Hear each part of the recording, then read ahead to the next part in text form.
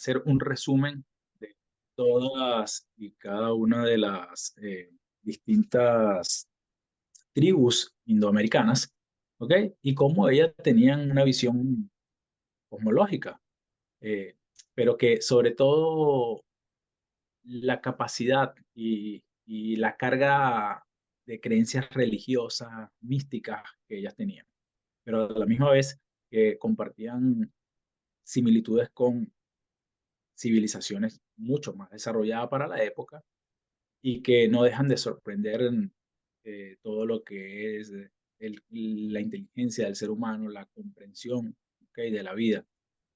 Esto también es bonito, como tú lo dijiste, porque permite tener una visión de dónde veníamos, de cómo éramos, cómo actuábamos, cómo pensábamos, cómo razonábamos. Y cómo algo tan bonito como el cielo, las estrellas, siempre ha sido nuestro punto de partida, ya sea para ubicarnos o ya sea para poder predecir o poder tener algunas predicciones a futuro. Perfecto. La semana pasada ya el ingeniero Oscar Salgado nos hablaba un poquitito de constelaciones y cómo entender el cielo. El día de hoy vamos a hacer un viaje en el tiempo a través de las ponencias que nos trae Heriberto. Así es que ya sin más preámbulo, amigos de Locos por la Astrociencia, amigos de la Academia Hanan Pacha y amigos de la ciencia en general de todo el mundo, quedan todos invitados a continuar de principio a fin. Pueden dejarnos en los comentarios las preguntas que las haremos al final. Así que, Heriberto, todo tuyo el público. Nos vemos al final de esto. Muchas gracias. Bueno, vamos sí efectivamente a hablar un poquito acerca de las distintas visiones o como visiones que tenían nuestros ancestros, especialmente los amerindios. ¿Ok? Esto más que dar una clase, o mi amigo César, pretendemos es hacer una visión algo bonita de todos nuestros amerindios y de toda la América prehispánica, de cómo ellos tenían la concepción de vida. Diversas culturas ancestrales han dejado testimonios arqueológicos y arquitectónicos de la observación y de la contemplación de los astros, bien con fines mágicos religiosos, o ya sea porque tenían que redistribuir las riquezas y hacer el empleo del trabajo social excedente. Esto voy a hacer un paréntesis más adelante, ¿ok? Porque hay que entender muy bien lo que es el trabajo social excedente para poder comprender la abstracción de nuestras tribus ancestrales. Más concretamente, para también predecir el clima estacional y hacer las elaboraciones de los calendarios que ya conocemos. En la América prehispánica, muchas de las culturas, tanto aztecas como mayas, como incas, como del Caribe, Rapa Nui, si bien es cierto que algunos eventos naturales y fenómenos astronómicos auspicios, como lo son los eclipses solares, pudieron motivar una necesidad de comunicación y de registro, los diversos grados de desarrollo técnico y de la abstracción protocientífica tienen que venir relacionados con una cultura material asociada a esto, es decir, construcciones cerámicas, construcciones de templos, ¿ok? Algunos utensilios, escrituras, entre otras cosas. Las culturas material de Sudamérica ha dejado muchos legados, ¿ok? Arquitectónicos en abundancia. Sin embargo, las culturas de Sudamérica y del Caribe, así como las de la Patagonia y de los pascuenses, no hay determinaciones acerca de las codificaciones grafológicas necesarias para conceptualizarse como protociencia. Pero vamos a ir a ver en detalles, vamos a ir analizando en detalles cada uno de estos postulados, cada una de su visión. Primero tenemos que hacer un paréntesis acerca de las dos grandes civilizaciones que hicieron los aportes milenarios, como son las civilizaciones babilónicas y los egipcios. ¿Ok? Las bases de las teorías de astronomía y los métodos astronómicos fueron colocados por los babilónicos en la antigua Mesopotamia, que actualmente es lo que conocemos como Irak. Esto ya establecían las normas, ya tenían ciertos instrumentos con los que podían medir el cielo para ese entonces. Hace 150 años se encontró en la región de Irak una pequeña tablilla circular hecha de arcilla, en la cual tenía ciertos caracteres uniformes que cuando se hizo el análisis determinó que esta tablilla no era más que un astrolabio. Esta tablilla lo que pretendía era mostrar el cielo que estaban viendo los astrónomos sumerios, que correspondía al cielo del día 29 de junio del año 3223 a.C. Imagínense usted todo eso. Por otra parte, también los egipcios, aunque no le daban un aspecto astronómico como tal a la visión de las constelaciones, esto tenía mayor visión desde el punto de vista de la astrología y desde el punto de vista de los fenómenos religiosos. Para los egipcios, la importancia de los astros en relación con las pirámides establecían, ¿ok?, la compañía de sus dioses con los faraones, sobre todo aquellos que estaban relacionados con los ejercicios públicos. Los principios astronómicos fueron puestos a disposición de los edificios en especial.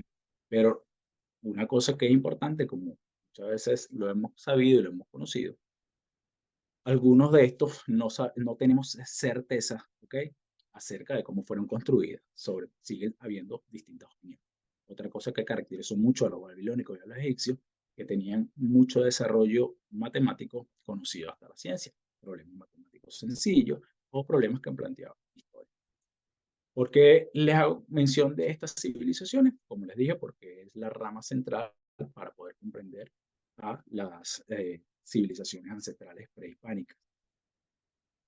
Pero también porque no solo que ellos hicieron aportes escritos de lo que veían, sino que también tienen una cultura material asociada, construir pirámides, construir templos, tenían fiestas con respecto a las deidades, fiestas religiosas, que lo conocemos actualmente.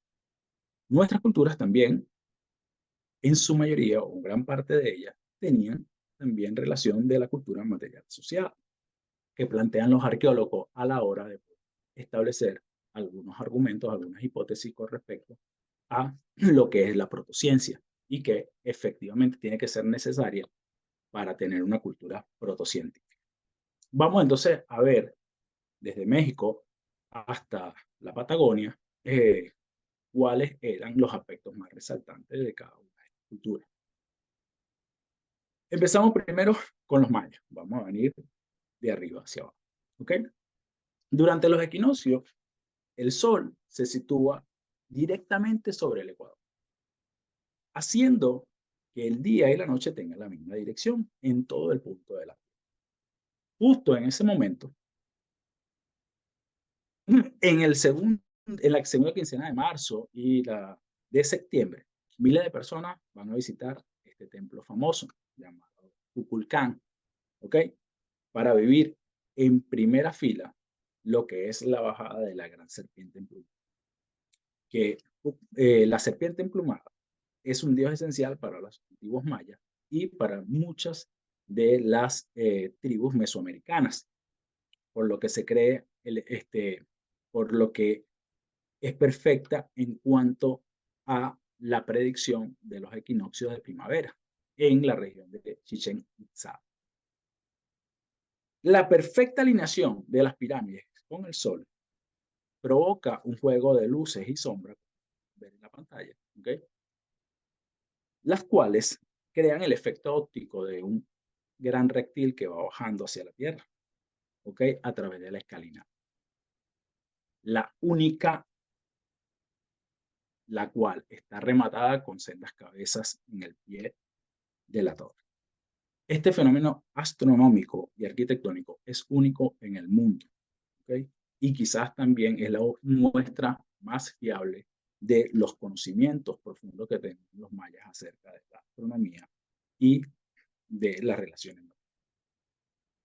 Por supuesto que esto no es el único secreto que los mayas guardaban. Con la llegada de los españoles que redescubrieron a Chichén Itzá y establecieron el nombre de El Castillo, se dieron cuenta que esta pirámide no solamente representaba una importancia desde el punto de vista de, de la civilización como civilización, sino que esto representaba un gigante. De igual forma, no es para nada asombroso la coincidencia matemática que esto tenía. Más importante aún, ¿ok?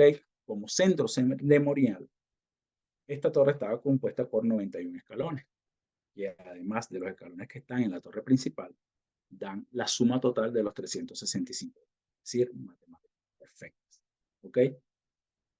Además, el cuerpo de la pirámide, de 30 metros de alto y 55 metros de ancho, lo conforman tres plataformas, de las cuales, perdón, 9 plataformas, de las cuales no dejan de ser un número sagrado para los mayas, ya que estos representaban los 9 dioses del infierno. Cada una de ellas estaba dividida por unas escalinatas, ¿ok? De 18 secciones, que en total daban los meses de 20 días cada uno de ellos. Y si le sumábamos los 5 días considerados nefastos por los mayas, esto daba la asombrosa suma de los 365 días de año que nosotros conocemos actualmente por el calendario gregoriano. Como pueden ver en la imagen, la sombra de la escalera es una serpiente gigantesca que bajaba hacia la tierra y los mayas le decían que era la serpiente que venía a fertilizar la tierra en cada uno de los equinoccios de primavera. Kukulcán es un nombre yucateco que quiere decir serpiente en pluma. ¿Ok? Tiene real importancia tanto para los mayas como los aztecas. ¿Ok? Y proviene de la cultura tolteca. La mitología establece y dice que Kukulcán, ¿ok? Existió como una persona que llegó desde el mar poniente y que se convirtió en un caudillo que fue el que desarrolló la civilización al mismo tiempo que los ixáes llegaron a Chichén Itzá y la fundaron. La desconcertante exactitud matemática y astronómica de las edificaciones del Kukulcán, en la que se alinean de los fenómenos astronómicos, fue absolutamente necesaria. ¿Okay? Habla por sí solo, ¿okay? De la ambición y de la sabiduría que tenemos los sacerdotes mayas. No solamente la construcción de la torre principal de Kukulcán, sino también todo lo que comprendía esencial para ellos, como era el observatorio, el centro sagrado, el juego de pelotas, ¿okay? Y el templo de las misas. Los mayas hicieron observaciones espectaculares, donde escribieron, donde tenían distintos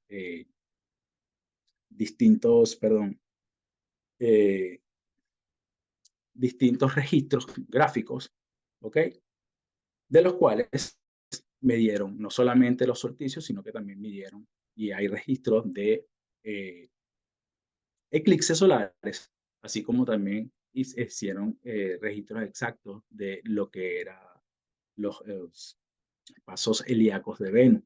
Midieron a Venus con una actitud tal que la pudimos relacionar a través de 584 días, según los estudios desarrollados. Una cosa impresionante, ya que para los mayas, la puesta de Venus sobre el observatorio, como lo pueden ver en la pantalla, y su ciclo, era presagio de malos momentos o malos augurios. De hecho, los ciclos de Venus y la salida helíaca de Venus por el observatorio demostraban los momentos de la guerra y de los sacrificios para los eclipses solares, por otro lado, ¿okay? Eran considerados acontecimientos particulares, en donde una serpiente se devoraba al rey King, que era un glifo que representa al sol, al día o al sol en este caso. Los eclipses se interpretaron como si el sol y la luna fuesen mordidos y se registraron las tablas lunares con el propósito de predecir y realizar las ceremonias apropiadas para evitar aquellos desastres. Los mayas, si se quieren, son la civilización prehispánica que mayor desarrollo tuvo desde el punto de vista de las matemáticas, desde el punto de vista de la astronomía. Hicieron observatorios, ¿okay? Esos observatorios estaban puestos específicamente para determinar, ¿ok? Cuándo eran los solsticios, cuándo eran los equinoccios y cómo Venus pasaba a través del tiempo para el análisis de cada uno. Si nos vamos más al sur, en el Caribe, en la cercanía de la localidad de Vigirima, en el estado de Carabobo, en Venezuela, ahí podemos encontrar el yacimiento lítico más importante de Venezuela. Este complejo, que abarca aproximadamente 2 hectáreas, conocido también como Piedra Pintada, ¿ok? Es un complejo de la época neoíndico de Venezuela. Los estudios arqueológicos en este complejo determinaron que esta era una sociedad bastante trivial y que carecía de alguna organización civilizada. Lo importante del estudio arqueológico que se dio en esta zona es que eran tribus que tallaban la piedra y dibujaban en los petroglifos, aunque hay representaciones reales, pero que constituían más formas zoomorfas que cualquier otra cosa. Sin embargo, se pudo determinar en el estudio un espectáculo natural, que son los petroglifos que ven en pantalla, y fue la presencia de un eclipse. Cuando se hace el análisis correspondiente de las posiciones relativas de los planetas, ¿okay?, con las posiciones aparentes en la piedra, se pudo determinar arqueológicamente y astrofísicamente que efectivamente lo que se percibía para ese momento fue un eclipse que ocurrió en esa zona el 1 de julio del año 577. Y el eclipse tiene las características que ustedes pueden ver aquí. Y quiero mostrarle algo sumamente importante. Esto que ustedes ven acá es el momento del eclipse y este punto que estoy señalando en la pantalla hace la representación de Venus. ¿Okay? Por supuesto, un evento de esta magnitud tuvo que haber sido señal para tener algunos registros y por tanto ellos vieron en la necesidad de tallar las piedras. ¿Okay? Sin embargo, no existe una cultura material asociada a estas tribus.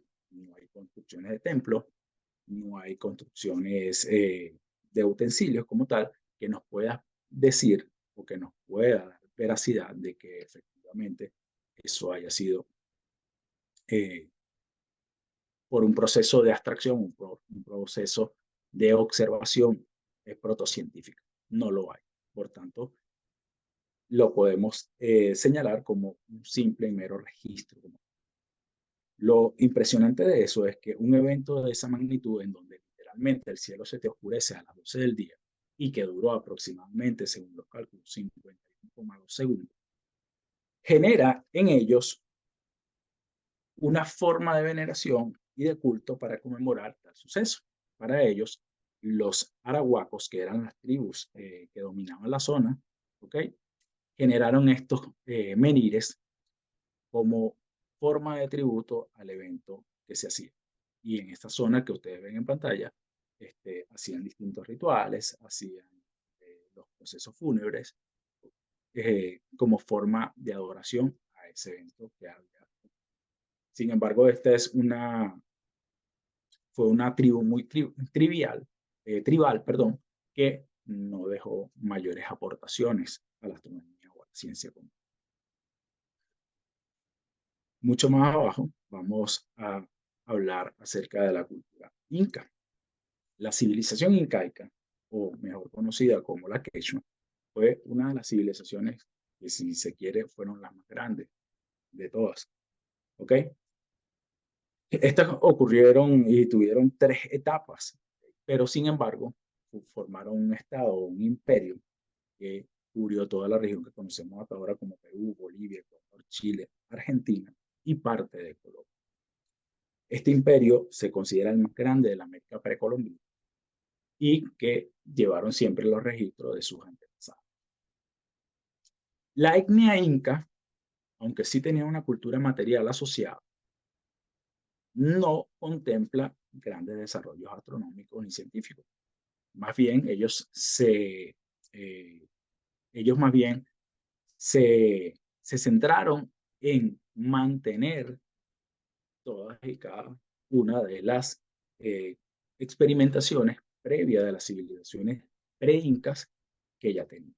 Por supuesto, el mérito de los incas fue aprovechar las costumbres, ¿okay? Conocimientos y técnicas milenarias que ya estaban puestas en práctica e incluso perfeccionadas. Sin embargo, los incas hicieron ciertos aportes a la astronomía, a la medicina y a la matemática. Los incas utilizaban un artilugio conocido como el quipus, que era un artilugio que servía para hacer cálculos matemáticos y registros matemáticos, porque conocían en efecto lo que era el sistema decimal. Y esto porque era aplicado a la agricultura. Eran expertos en agricultura, eran expertos en la agrimensura y por tanto sabían medir la tierra. Eso les trajo como necesidad de hacer observaciones perfectas acerca de los equinoccios. Como pueden observar, tenemos la puerta de Tiwanaku, ¿okay? En Bolivia, que cuando llega el equinoccio, el sol entra o mira por la puerta principal.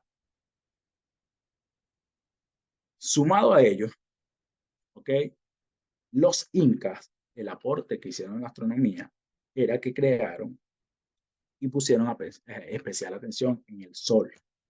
Ellos miraban con especial atención el sol y observaron pacientemente el sol durante mucho tiempo.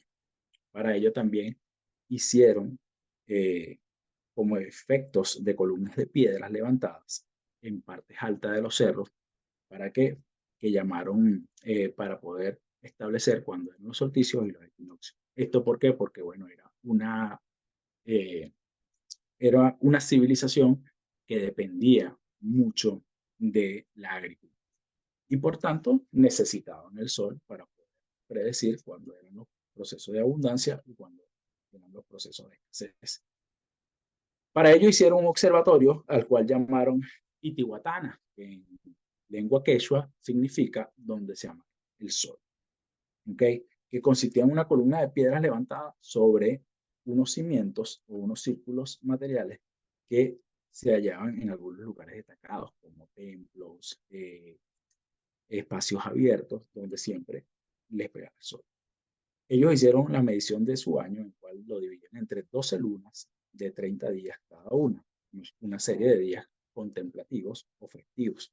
¿Okay? A cada luna o mes le correspondían festividades religiosas.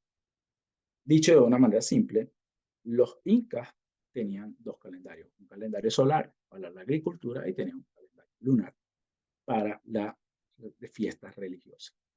Sí tenían una cultura material asociada, se caracterizaron por hacer grandes construcciones, trabajar en piedra, cerámica, utensilios como tal.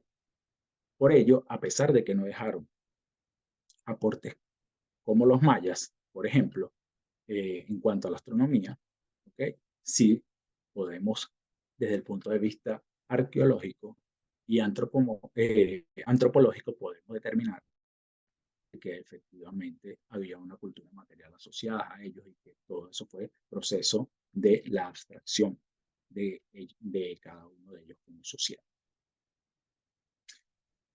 En el rincón de las Chilcas, ¿okay? Ubicado en la latitud 31 sur, existen unos petroglifos dibujados sobre una piedra plana orientado hacia la CIMUC 116,5 en la región aquí de Coquimbo, Chile. ¿Okay? El estudio de esos petroglifos permiten determinar, ¿okay? Los solsticios del 21 de diciembre, ustedes pueden ver en la pantalla. ¿Okay? Otra de las aportaciones que hicieron los incas fue efectivamente ver de los cerros conocidos, observar, ¿okay? Cuando salía el sol por los solsticios y cuando salía la luna.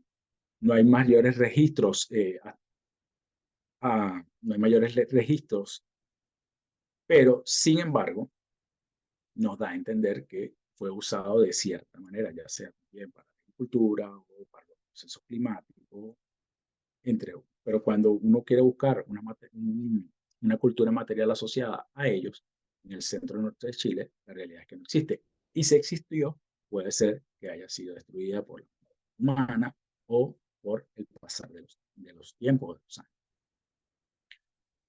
Algo muy bonito que tienen los quechuas y los aymaras, ¿okay? Es que para ellos los eclipses solares, la luna, que representa el agua, vence al sol, que representa el fuego. El color de la aureola de los eclipses nos demuestra, evidentemente, cómo va a ser en un momento dado los acontecimientos para ese año.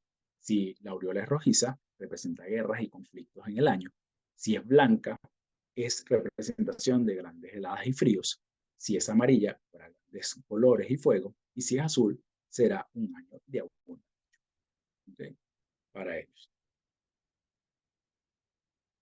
Vamos ahora a lo que es a la cultura polinésica, específicamente con los Rapa Nui.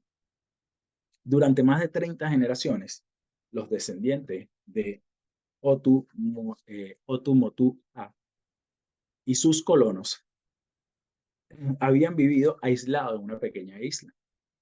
Ellos creían que esa isla era denominada por ellos como el ombligo del mundo. A esa isla la llamaban Rapa o Rapa Nui, que traducido en su lengua significa Rapa Grande. Los pascuenses utilizaban las estrellas como guía, tanto para la navegación como para las estaciones, ¿okay? En cuanto a la pesca y a la agricultura, desde el punto de vista del control del tiempo. Una de las cosas muy importantes es que cuando los pascuenses fueron invadidos por los holandeses, mucha de su cultura fue destruida, fue saqueada. Tanto así que sus símbolos o registros, el rongo rongo, ¿okay? Que es el supuesto sistema de escritura de los pascuenses, quedan muy pocos registros de ellos. Sin embargo, se ha conseguido o se ha hecho registro de algunas cartografías, casi todo, del cielo visible en Isla de Pascua, dado nombre a algunas estrellas más importantes. Por ejemplo, entre los asterismos singulares que se encuentran y que se han visto en Isla de Pascua están las resplandecientes de Alfa y de Beta del Centauro, ¿okay? Las cuales recibían el nombre de Ga-Bacá, que quiere decir la cana. Posiblemente esto los ayudaba por la navegación porque estaba muy cerca del Polo Sur. Y debemos recordar que los pascuenses eran especialistas o su cultura se fundamentaba en la pesca. ¿Okay? El orto helíaco de una de las estrellas más brillantes de su cielo, que era Canopo, también llamada por Roroa, ¿okay? Marcaba el principio de la época de siembra. De entre todos los asterismos, existen unos asterismos que son muy particulares y que fueron muy importantes para los pascuenses. Según a la vera de los descubrimientos actuales, ellos tenían importante interés acerca de las estrellas Matariki, ¿okay? Como lo pueden ver ahí, que en lenguaje pascuense significa los ojitos u ojos del jefe, y hacían referencia a las Pleiades. Esto marcaba el tiempo y su omnipresencia, además que era muy importante porque marcaba la inicio del año.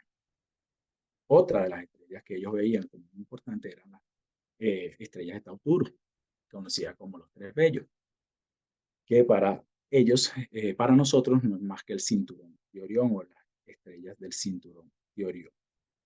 Y esto también marcaba el inicio del año, ¿ok? Y respectivas fiestas como tal. Matariki no solo era clave porque su salida al amanecer, ¿ok? A la primera luna del invierno y al de Anaquena, ubicaba el principio del año, ¿ok? Sino que también porque su primera y última visión de la caída de la tarde marcaba los extremos de la estación de Oranú, es decir, la mejor época del año. Ellos utilizaban las estrellas para poder predecir los procesos de abundancia y los procesos de escasez. ¿Okay? Por supuesto, cuando aparecían las Pleiades, el proceso era un proceso de pesca de tiempo y por tanto utilizaban en su beneficio el estudio de la estrella. porque para ellos igual cuando aparecía Tautoro en el cielo pascuense era eh, sinónimo de abundancia y de la apertura de los tiempos de la pesca. El planeta Marte, que era conocido como Matamea, el ojo rojo, era el planeta que, si es bien cierto, representaba la fiesta de Coro, una fiesta especial ancestral de los Rapa Nui, también era el planeta sinónimo, o la estrella para ellos sinónimo de Mercurio. Lo que para los mayas era Venus, para los Rapa Nui era Marte o Matame. Toda esa información podría ser rastreada arqueológicamente. Sí, desde los trabajos pioneros de Rutherford. ¿Okay? Se sabe que en el extremo oriental de la isla existe una pequeña piedra, a la cual esa piedra se le llamaba Cote Papai Ui Etui, que los papuenses la conocían como la piedra para observar las estrellas. A su lado existía otra piedra más, en donde estaba demarcado lo que era la presencia aparente del cielo para ese momento. Lo importante es que en esa zona que está cercana a un volcán de Rapa Nui, en la península de Ponque, esa zona es la única zona en donde se puede observar la salida de las Pléyades, tanto cuando se oponen como cuando salen. Es el único lugar de la isla, algo sorprendente. Hay muchos estudios que incluso dicen que en la zona, al lado de esas dos piedras, había una especie de cueva y que los grandes sacerdotes y los grandes astrónomos estudiosos de las estrellas pascuenses se quedaban pernoctando ahí para poder ver los solsticios y para ver, evidentemente, la salida de las Pléyades. Porque para ellos era muy importante las Pléyades. Entonces, siempre regían según los estudios, los últimos estudios, a la vera de los descubrimientos actuales, siempre regían cada una de sus funciones, tanto cuando aparecían como cuando se ocultaban. La relación más curiosa y sugerente de este fenómeno astronómico es que la mayoría de los correspondientes moais respecto a ciertos fenómenos astronómicos, miraban hacia adentro de la isla. Esto da a entender que efectivamente no fue mera casualidad que colocaron los moais, sino que efectivamente tenían un carácter astronómico, hasta lo que se conoce. Porque sin embargo, todavía hay ciertas cosas que intrigan en cuanto a la formación, a la posición de últimas investigaciones han demostrado que cada uno de los AUs en filas de 7 moais podrían ser más que una forma de tener un punto lineal acerca de unas estrellas específicas, como le comenté, las del Centauros en Cinturón de Orión o las Pléyades, para ellos que significaban las más importantes. Un arqueólogo que fue William Muller y un astrónomo, William Liller, hicieron estudios a profundidades acerca de la topografía. A principios de los 90, hicieron estudios de algunos moais que estaban solos, y observaron que estos moais tenían unas características muy particulares. Como lo pueden ver en la pantalla, este moai es conocido como el Tai, tiene en él las estrellas en la noche, que es Venus, Aldebarán y Martes, una noche estrellada. Y en la parte de arriba, como pueden ver, los AUs de Tai, que son 7 moais que están en forma lineal, están observando al cinturón de Orión, como expliqué hace un momento. En una reinterpretación reciente, con el uso de fuentes etnográficas, y se propuso que los AU podrían estar orientados más que al Sol y a la Luna, orientados a la gente. Determinando que efectivamente los pascuenses tenían más interés por las estrellas que por el Sol y por la Luna, a diferencia de las otras tribus asentadas. Y hay moais específicos que están viendo hacia arriba y que estos moais, como tal, están esperando la vista de las Pléyades, convirtiéndose así Matariki en las estrellas preferidas por los Rapa Nui. Los 7 Mai de Aur Akin, las únicas estatuas de las islas pascuenses, habrían contemplado las estrellas de Tautori, justo cuando éstas se ponen sobre el horizonte marino, indicando también la llegada del nuevo año con la aparición de ¿quién? De la luna nueva de el Anakin. Los pascuenses, habitantes de la isla de Pascua, el ombligo del mundo, viendo las estrellas en busca de su creador, por extensión también mejoraban la agricultura y la pesca. La arqueoastronomía, que conjuga lo que es la física con el estudio de la sociedad, de las antiguas culturas, ha interpretado fenómenos celestes y ha expresado en la cosmovisión de la Polinesia lo siguiente. Las estrellas fueron creadas por los dioses para guiarse y a su misma vez otras representan a sus antepasados que los están viendo a ellos desde los cielos. Esto hace pensar y explica el por qué en algunos nombres de estrellas existe el término mata, que quiere decir ojos. ¿Okay? Para ellos creían que las estrellas estaban tanto para los dioses guiarse y ver como para sus antepasados, creando deidades. En la isla de Pascua, todas aquellas estructuras que se encuentran orientadas en precisión cercana a la salida o puesta del sol durante el equinoccio se encuentran realmente orientadas hacia el cinturón de Orión, que tiene una diferencia de solo 2 grados con respecto a el fenómeno como tal. También es probable que la mayoría de los alineamientos del solsticio de invierno en Rapa Nui estén concentrados hacia la salida y puesta de las Pléyades.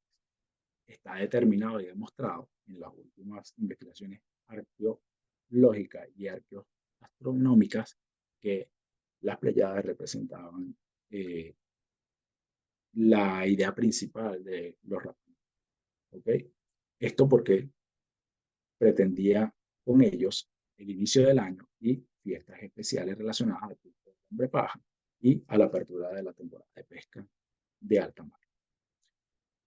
Una cosa muy importante es que la bóveda celeste es el origen del principio de distintas culturas. Fíjense cómo todas las culturas han utilizado la bóveda celeste a lo largo de los años, igualmente como nosotros en la actualidad seguimos utilizándola para poder o entender nuestra esencia y nuestra creación, o también para poder ubicar y establecer tiempos y calendarios.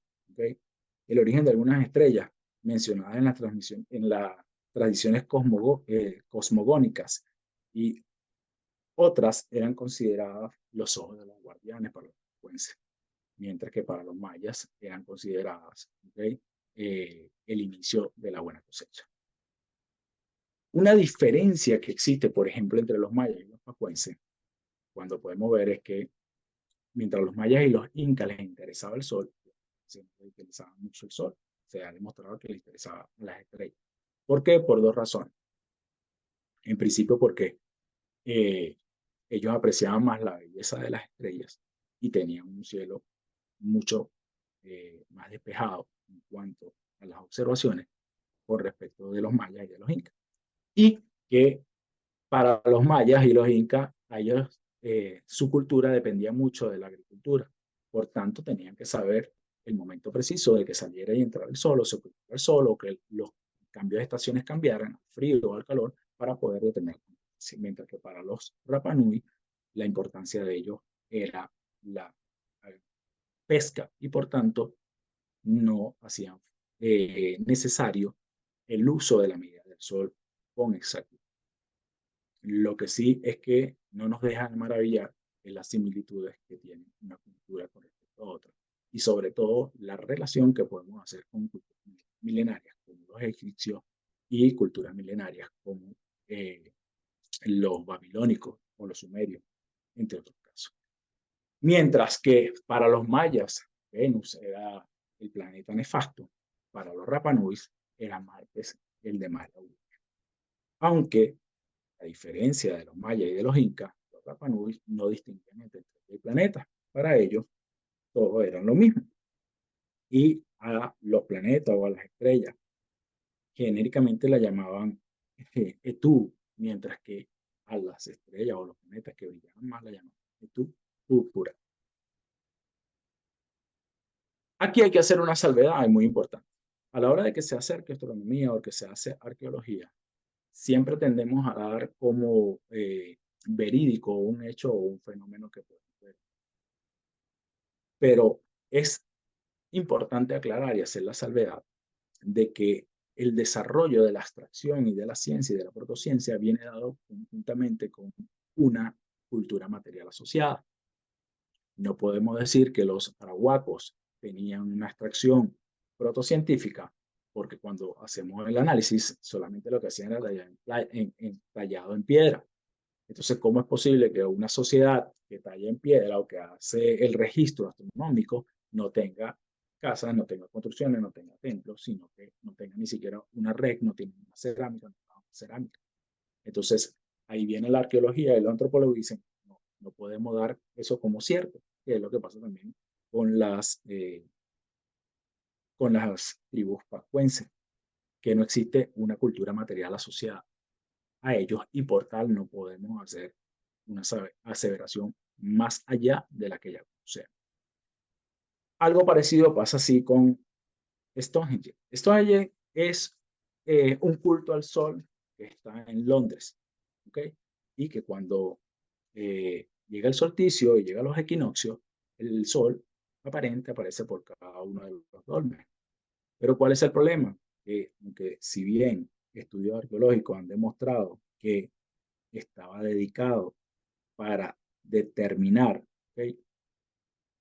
eh, para determinar las apariciones de los solsticios y la equinoccio del Sol, esto ha sido modificado varias veces, ¿ok? Fue modificado en 1901, fue intervenido en 1920, en 1958, y por tanto no podemos saber si efectivamente fueron puestos para ese momento sí o fueron reconstruidos a partir de una evidencia como tal. ¿Por qué? Porque no existe cultura material asociada a ellos. Y por tanto, no podemos dar aseveraciones, sino que tenemos que quedarnos más con una simple creencia de lo que estamos viendo. Lo importante es que cualquier acontecimiento astronómico siempre ha sido la punta de lanza para el registro.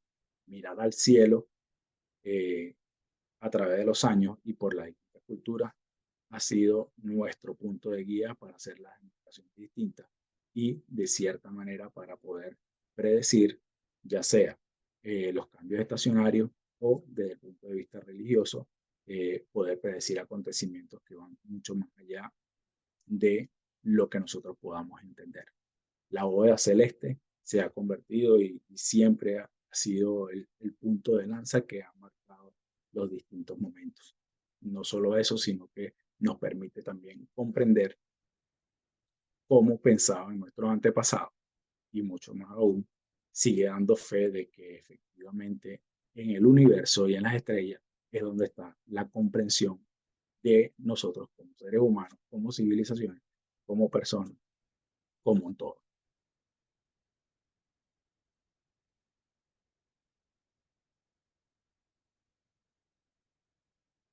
Si tienen alguna pregunta. Muchas gracias, Heriberto. Aquí estamos. ¿Puedes dejar de compartir, por favor, Sí. la pantalla? Y ahora sí. Bueno, de partida te agradecemos mucho por el tiempo que te has tomado para esta genial ponencia que tuviste. Quiero leerte algunos de los mensajes que han llegado a Facebook. Saludos desde Bogotá, Colombia, dice Patricia Cruz. Lilla Ramos dice saludos cordiales desde Venezuela. Pablo Augusto, grande Heriberto, de los más secos en su área. Para quienes no entienden, secos en Chile le llamamos a las personas muy capaces, a los más expertos. Marinette Alexandra dice saludos, querido amigo, desde Bogotá, Colombia. Lilia Padilla, interesante e importante tema. Muy buena exposición. Felicidades. Walter Buscarons, que nos estuvo acompañando hace un rato atrás, excelente explicación, dice. Importante e interesante tema, felicitaciones, repite Ligia Ramos. Así es que, Heriberto, qué apasionante tema nos pudiste presentar, nos llevaste en un real viaje en el tiempo por las culturas de nuestra América, que la protociencia ancestral, como lo subtitulaste, nos hizo de alguna manera renacer en nuestros corazones tantas preguntas y volver a cuestionarnos y volver un poco hacia atrás, desde cuándo miramos el cielo y para qué lo hacemos tan bien y qué significado tenían. Muchas gracias, Heriberto. No sé si tienes alguna palabra al cierre o si es que hay alguien que nos está mirando, si es que tiene alguna pregunta, puede escribirla.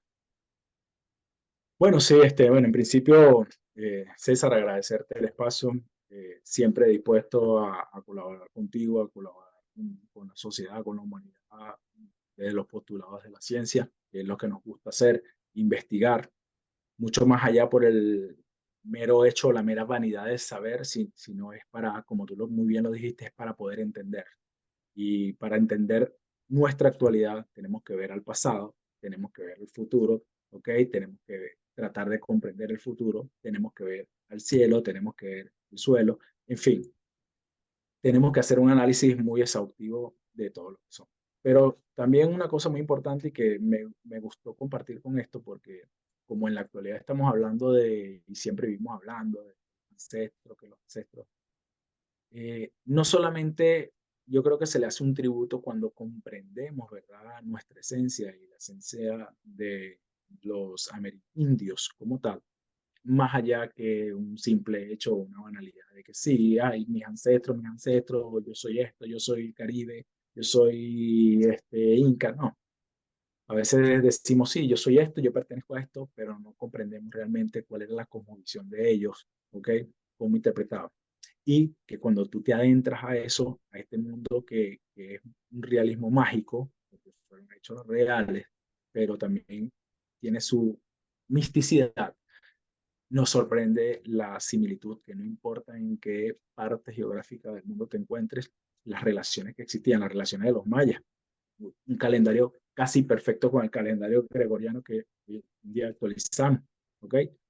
Las observaciones que hacían en la antigua Roma, que hacían los egipcios con respecto a los que hacían los pacuenses o los incas. Entonces, de cierta forma, aunque no lo vemos y no lo tenemos muy bien definido, estamos conectados por una pequeña línea llamada ciencia o protociencia de acuerdo al momento histórico que estamos viviendo. Claro que sí, sin lugar a duda, el hablar y no solamente sentirse parte por un asunto que me dijeron que vengo de allí, sino poder comprender realmente de qué estamos hablando. Te vieron incluso desde México, mi querido amigo, están mandando saludos desde Guerrero, México, Miroslava Candy, que es una habitual alumna de nuestra academia. Le mandamos un saludo grande a Miroslava, hasta allá, hasta las tierras aztecas también y agradecerles a todos quienes nos pudieron acompañar con este cierre que cerramos con broche de oro con la ponencia de nuestro querido maestro Heriberto Manzanilla. Así es que a nombre de Locos por la Astrociencia, que está transmitiendo, a nombre de la Academia Hanan Pacha, siempre ligado a la divulgación profesional, queremos darle las gracias a cada uno de ustedes del país que sea que nos hayan eh, visto y les dejamos abierta la invitación a que estén muy, muy atentos a cada uno de los cursos que estemos brindando como Academia Hanan Pacha en conjunto con Locos por la Astrociencia, porque se vienen cosas tremendamente interesantes. Gracias por participar en el cierre del oráculo de Delfos, querido Heriberto. Gracias a ti, César. Bien, nos vemos y será hasta una próxima oportunidad. Un abrazo, un beso, adiós. Chao.